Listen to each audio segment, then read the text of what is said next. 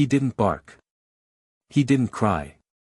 He just sat there, tied to a tree, watching the road like he was waiting for someone to come back. 4 months old, maybe 5. Skinny. Soaked from the storm the night before. His ribs showed beneath his patchy fur. One ear flopped. The rope around his neck was frayed, pulled tight and low, forcing his chin down. And still, he didn't look away from the road. Not when my truck pulled up. Not when I stepped out. Not even when I called to him. He just watched, like every pair of headlights might finally be them. I walked slow, hands out, voice soft. "Hey there, buddy. You alone?" No movement. Just those eyes, hollow, tired, searching. I'd seen that look before. In war zones. In shelters. In mirrors. I crouched down, mud soaking through my jeans. "It's okay. I'm not here to hurt you." Still nothing. But he didn't run. Didn't growl. He just waited, like that was the only thing he knew how to do. This story is about to get wild, but first, tell me, where in the world are you watching from? Comment below. I saw the empty metal bowl beside him. Rusted. Dry. A torn towel frozen stiff in the dirt. Whoever left him here had made it look almost intentional, like someone might return. But they wouldn't. I knew that. And deep down, so did he. I reached for my pocket, pulled out a piece of jerky I kept for strays, tore it in half, and set it down between us. That's when he blinked. Just once. Then again. A tremble ran through his legs, but he didn't move forward. I laid the other half of the jerky next to his paw. "Take your time," I whispered. "I've got nowhere else to be." The wind picked up. Pine needles danced around us. His head dipped slightly, nose twitching. Then, slowly, cautiously, he licked the meat. And then he looked at me. That was the moment I saw it. Not fear. Not anger. Hope. Faint, worn out, but still there. I took a breath and reached for the knot around his neck. "It's okay now," I said. "You don't have to wait anymore." And that's how I met Axel, tied to a tree in the middle of nowhere, still believing someone might come back. But from that moment on, I would be the one who never left. He let me untie the rope. Didn't flinch. Didn't back away. Just stood there, silent and still, while my fingers worked through the frozen knots. The collar had rubbed raw spots into his neck. I winced when I saw it. He didn't react, like pain had become background noise. When I finally slipped the rope free, he didn't run. He just sat down right in the dirt and looked up at me. I swear, it was like he didn't know what to do with freedom. I carried him to the truck. He was light, too light. Bones beneath fur. No struggle. No sound. He laid his head against my chest the whole way, breathing slow, shallow. I opened the passenger door, laid him on the old blanket I kept there, and turned the heat all the way up. He didn't move. Didn't even lift his head. But when I shut the door and walked around to the driver's side, I caught something in the rearview mirror. His eyes. Watching me. I pulled out onto the road, one hand on the wheel, the other gently resting on his back. "You're all right now," I said. "I got you." He blinked once, then closed his eyes, not out of trust. Out of exhaustion. I drove straight to Elisa's clinic. She met me at the door with gloves already on. "This him?" she asked, peeking into the cab. "Yeah. Found him tied out near Forest Hollow. No houses nearby. No tracks but mine." She reached in and gently touched his ear. "He's freezing. Dehydrated, too." I nodded. "He's tough. Just, empty." We brought him in, laid him on the table. Elise and her tech worked fast, fluids, vitals, warm compresses. Axel didn't resist any of it. Just, let them do what they needed. He's not shut down, Elise said finally. He's just done. I stood at the edge of the table, watching him. Someone tied him there to be forgotten. Elise met my eyes. Not anymore. That night, I sat in the clinic's recovery room, a thin mattress on the floor beside his crate. I didn't sleep. Just watched him. Every rise and fall of his chest felt like a promise he hadn't made yet. Around 3 a.m., he stirred. Opened his eyes. Looked right at me. Then, slowly, he reached his paw through the bars, touched my hand, and held it. The next morning, Elise brought in coffee and a quiet look that said everything. He made it through the night, she said softly, kneeling beside the crate. That's something. Axel was awake, barely. He hadn't moved much, but his eyes followed us now. Not out of fear. Out of observation. He was trying to read the room, trying to understand why no one had left him yet. Elise opened the crate slowly and held out a small bowl of chicken and rice. He didn't touch it at first. Just looked at her hand, then at me, like he needed permission. Go on, buddy, I said. That's yours. He sniffed. Then licked. Once. Twice. And within minutes, he was eating, cautiously, like every bite might be taken away again. When he finished, Elise sat back and exhaled. He's got a good appetite. That's a win. I nodded, but my chest ached watching him. There was something about the way he moved. Careful. Small. Like he was still tied to that tree in his mind. He doesn't know he's free, I murmured. Elise glanced at me. Give it time. Later that afternoon, I brought him home. He walked into my house like it was a trap. Took 2 steps through the front door and froze. Looked around. Didn't wag.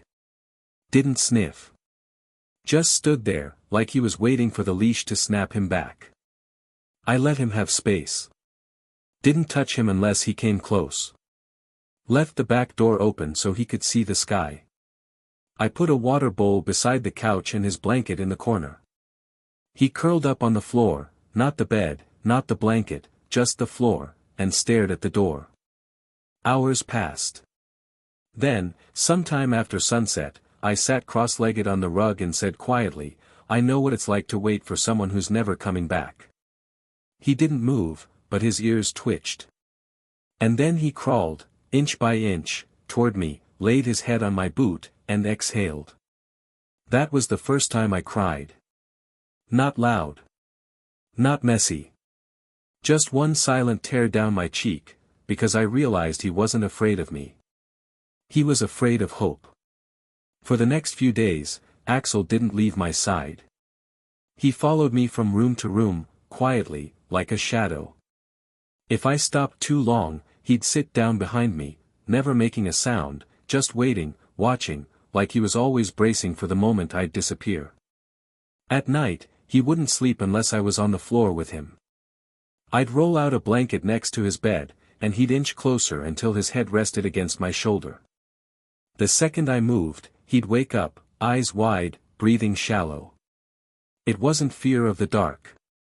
It was fear of being left in it. On the 4th night, a storm rolled in hard. Thunder cracked. Rain pounded the windows. Axel bolted upright, tail tucked, panting. He darted behind the couch and wouldn't come out. I sat with him for an hour, gently stroking his back, whispering that he was safe. But he kept shaking. That's when I realized, he'd heard storms before. But back then, he was alone. Tied up. Waiting. And no one came. I pulled my blanket onto the floor, right there in the living room, and lay beside him until he finally drifted off again, breath pressed to my chest. The next morning, something changed. We went outside, just to the backyard. The grass was still wet. I expected him to freeze at the threshold, like he had every other day. But this time, he took a step. Then another. Then. He ran. Not fast. Not far. Just a clumsy circle around the yard, tongue out, ears flopping, like they didn't know what joy was supposed to look like. I laughed. Really laughed, for the first time in months. "You're getting it, Axel," I said. "You're learning what life's supposed to feel like." Later, he came back inside and curled up on the couch. The couch, not the floor. I sat beside him, and he put his head on my lap. No hesitation. I brushed a few twigs from his fur and whispered, "You don't have to wait by the door anymore." He looked up at me, eyes soft, like maybe, for the first time, he believed me. Axel started to come alive after that. Not all at once, more like pieces of him waking up, bit by bit.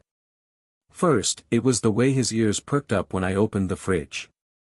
Then the slow tail wags when I came in from another room.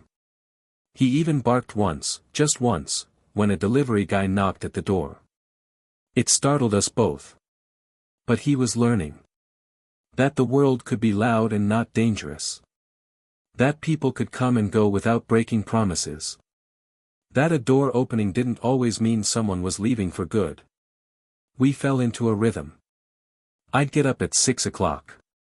He'd follow me to the kitchen, plop down near the coffee machine like it was his job to supervise. We'd go for short walks. Axel still stayed close, almost too close, like he was tethered to my leg by something stronger than fear. One morning, Elise called to check in. "How's our miracle dog?"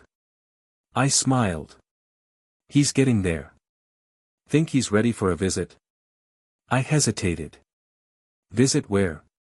"There's a center downtown. Vets with PTSD. I volunteer there once a month. You should bring him. Just a sit. Nothing formal." I looked at Axel, asleep with his head on my boot again. "I don't know if I'm ready," I said honestly. There was a pause. "Maybe you both are," she said. "More than you think." I thought about it all day.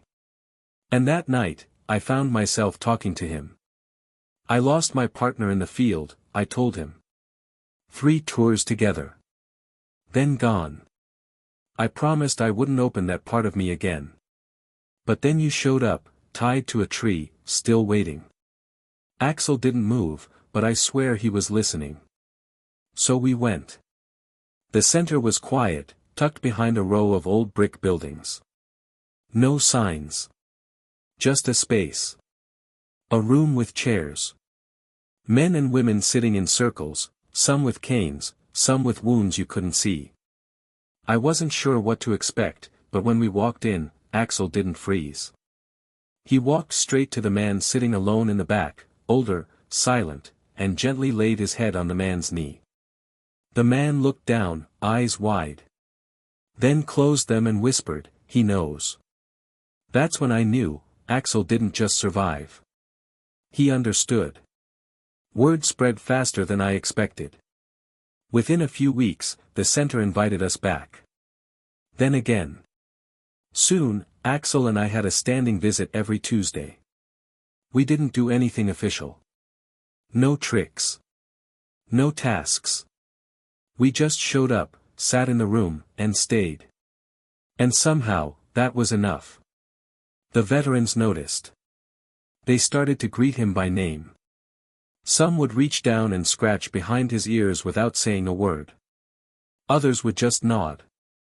Axel didn't need attention. He needed presence, and he gave it without asking anything in return. One afternoon, a younger vet, mid-30s, scars on his arms, anger in his eyes, walked in and stopped cold when he saw Axel. He stared for a long time, then finally said, "My unit had a dog like that." I waited. "She didn't make it," he added, softer now. I never really got over it. Axel stood up, walked over, sat beside him. The man didn't touch him. Didn't even look at him. But he didn't move away, either. They just sat there for the rest of the session, still, quiet, together. That night, the man found me in the parking lot. "Where'd you get him?" he asked. I told him the truth. "Found him tied to a tree. Waiting." He nodded, looked away, then said, "That's what it feels like. This thing, PTSD. Like you're tied to something invisible, and every time you try to walk away, it yanks you back." I didn't say anything. But Axel took a step forward and pressed his head against the man's thigh. He froze. Then dropped to one knee, wrapped his arms around Axel's neck, and sobbed. That's when I stopped calling Axel my rescue dog. He was never just rescued. He was a rescuer. The weeks turned into months. Axel grew stronger, steadier. He learned to walk confidently into every room, but never rushed. He waited, like always, for someone to need him. And someone always did. His calm presence had a way of disarming even the hardest hearts. One day, the center asked if we'd be part of a new pilot program, bringing therapy dogs into one-on-one sessions with veterans who had stopped responding to traditional treatment. The first appointment was with a man named Roy, early 50s, former infantry, hadn't spoken during a session in 6 months. His file read, severe social withdrawal. Refuses eye contact. History of night terrors. I brought Axel in and sat quietly in the corner. Roy didn't even look up. Axel stood in the doorway for a moment, then slowly made his way across the room. He didn't push. Didn't whine. Just eased closer and sat down, 3 feet away, facing him. For 15 full minutes, there was nothing. Then Roy shifted. And Axel did too, just slightly, matching him, adjusting. 5 more minutes. Then Roy muttered, without lifting his head, "He's patient." I held my breath. Axel tilted his head. Roy looked up, met his eyes, and for the first time since starting therapy, he smiled. "He reminds me of the one we lost. She waited for me, too." I swallowed hard. Roy reached out, hand trembling, and touched Axel's chest. Axel didn't move. Didn't blink. He just stayed. After the session, the therapist pulled me aside. "Do you know how rare that is?" she asked. "Roy hasn't let anyone touch him in over a year. But that dog, he let him in." And I realized something. Axel didn't just understand pain. He recognized it. He honored it. He didn't try to fix it. He just sat with it, until it wasn't so heavy anymore. And in that quiet companionship, people found something they didn't know they were still capable of. The beginning of peace. We kept going. Week after week, Axel and I walked through those same doors. The faces changed sometimes, new veterans, new stories, new scars. But Axel stayed the same. Quiet. Grounded. Present. One afternoon, we met a young woman named Natalie, early 20s, military discharge after an IED left her with nerve damage and chronic pain. She used a cane and rarely spoke during group sessions. But that day, she arrived early, sitting alone on the floor against the wall, eyes distant. Axel noticed her immediately. He trotted over, confident but gentle, and without hesitation, lay down beside her. Not in front. Not beside her cane. Next to her hip, shoulder touching hers, head low, body soft. She didn't acknowledge him at first. Just stared ahead. Then I saw her hand move, not to pet, just to rest on him, like she needed to feel something warm that wouldn't disappear. After the session, she stayed behind and asked if she could walk him to the parking lot. I handed her the leash. And they walked, side by side, slowly, in sync. When we reached my truck, she paused. "I used to have a shepherd," she said quietly. "Before deployment." I nodded, waiting. She was like Axel. Always calm. Always watching. She looked down at him, then back at me. "I haven't touched another dog since she died. Until now." Axel leaned against her leg, tail gently brushing the ground. She knelt, kissed the top of his head, and whispered, "Thank you for waiting for me." That night, I sat on the porch with Axel. He lay at my feet, head on my boot, like always. I watched the stars come out, one by one, and thought about all the people he'd already reached. Not through training. Not through commands. Just by being. By reminding people that they were still worthy of love. Still capable of connection. And that maybe, just maybe, the world hadn't forgotten them after all. One morning, I woke to find Axel sitting by the door.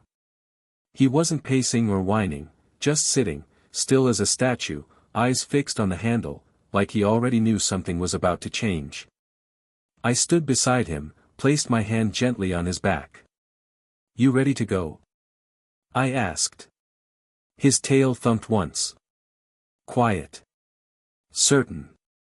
We were scheduled to visit a youth shelter that day, our first time working with kids instead of veterans. I wasn't sure how Axel would react.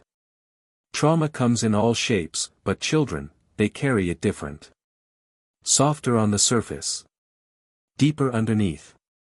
The shelter director greeted us with a warm smile. "They've heard about Axel," she said. "We told them he's a dog who knows what it's like to be left behind." We stepped into the playroom. 10 kids sat in a circle on the carpet. Some looked up.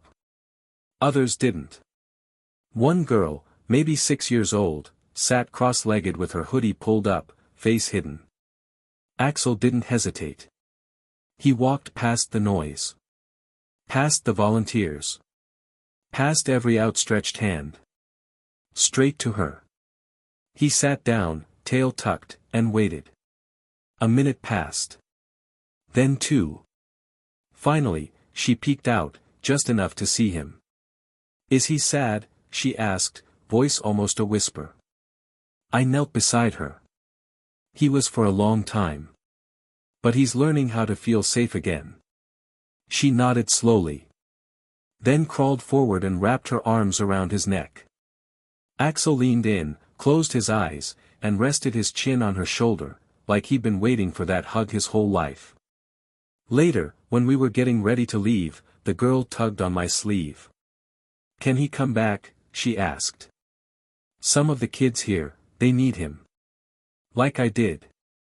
I swallowed hard and smiled. "Yeah," I said. "He'll come back. I promise." Back in the truck, I looked over at Axel, his head rested on the armrest, eyes tired but calm. "You did good today," I said. "Really good." And for the first time since I'd known him, Axel licked my hand, without being asked. Just once. But I knew what it meant. He understood. He'd been waiting his whole life to be someone's answer. And now he was. The anniversary came quietly. 1 year to the day since I found him, tied to that tree, waiting for someone who was never coming back. I thought about ignoring it. Pretending it was just another Tuesday. But some moments asked to be honored. So we went back. Same road. Same stretch of woods. The tree was still there, scarred at the base, rope marks still faintly etched into the bark. The bowl and towel were long gone, but the memory sat heavy in the air. Axel stepped out of the truck and stood still. He looked around slowly, his ears twitched, his nose lifted. I watched him search, not with fear, but with recognition, like he knew exactly what this place was. He walked to the tree on his own. Stopped. Saturday. No trembling. No confusion. Just stillness. I walked over and crouched beside him. "You remember, don't you?" I said softly. He didn't move. Just stared at the road, like he used to. But there was no desperation now. No waiting. Just peace. I reached into my jacket and pulled out a simple metal tag. On it, etched in quiet letters. I stayed. I tied it gently to a low branch, let it hang, catching the breeze. A marker. A memory. A promise kept. You're not the dog who was left behind anymore, I whispered. You're the one who stayed. And kept going. Axel pressed his shoulder against my knee. And I knew, it wasn't just his story anymore. It was ours. That night, back home, we curled up on the porch as the sky faded from gold to blue. Axel lay at my feet, like always. His breathing was steady. Calm. And I realized something I hadn't let myself say out loud before. He saved me. Not by doing anything grand. Not by barking or chasing or protecting. But by staying. By showing up. By proving that even when love is broken, it can still find its way back, through patience, through presence, through paws that once waited and now walk beside you every single step of the way. Axel's story isn't about being abandoned. It's about what happens after. After the rope is gone. After the door stays open. After someone finally shows up and says, I'm not going anywhere. He didn't choose to be tied to that tree. He didn't choose to be forgotten. But he chose to keep loving. And that's what makes him extraordinary. He taught me that healing doesn't come in a rush. It comes in inches. In quiet moments. In the space between trust and time. He didn't rescue people by doing tricks. He rescued them by staying, when no one else would. By listening without speaking. By showing us that waiting isn't weakness. Sometimes, it's the bravest thing you can do. If Axel's story touched your heart, please share it, because there are more dogs like him right now, tied up in the cold, waiting for someone to believe they're worth saving. Be that someone. Join our Brave Paws family. Like. Comment. Share. Together, we can change the world, one waiting heart at a time.